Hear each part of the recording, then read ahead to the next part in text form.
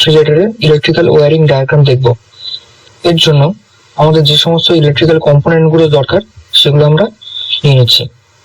প্রথমে লাগবে আমাদের কম্প্রেসার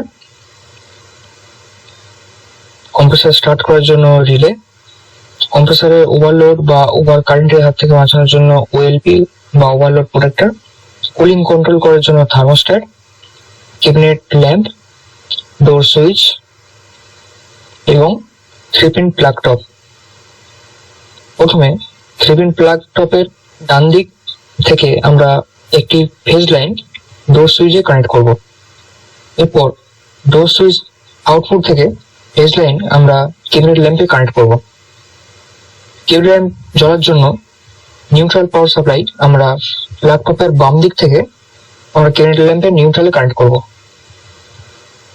এরপর আমাদের রিলেটা কম্প্রেসারের টার্মিনালের সঙ্গে কানেক্ট করে নিতে হবে।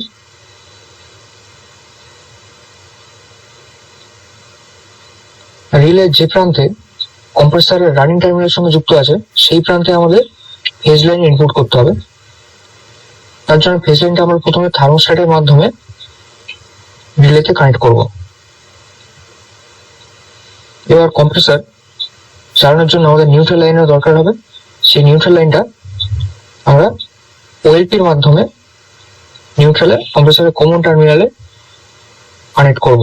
কম্প্রেসারের যখন কুলিং একটা নির্দিষ্ট সীমায় চলে যাবে তখন থার্মোস্ট্যাট অটোমেটিক কাট করে দেবে, কম্প্রেসারকে অফ করে দেবে। আবার কোনো কারণে কম্প্রেসার যদি স্টার্ট হতে না পারে বা কম্প্রেসার ওভার কারেন্ট নেয় তখন আমাদের ওএলপি ঠিক করে কম্প্রেসারের নিউট্রালটা কাট করে দেবে। এর জন্য আমাদের কম্প্রেসার বন্ধ হয়ে যাবে বা কম্প্রেসার স্টার্ট হবে না। আমাদের প্লাগ টপের উপর থেকে আমরা আর্থিং একটা তার কম্প্রেসারে কানেক্ট করব। এই আমাদের ব্লেড কুল বা সিঙ্গেল ডোর রেফ্রিজারেটরের সম্পূর্ণ ইলেকট্রিক্যাল ওয়্যারিং ডায়াগ্রাম।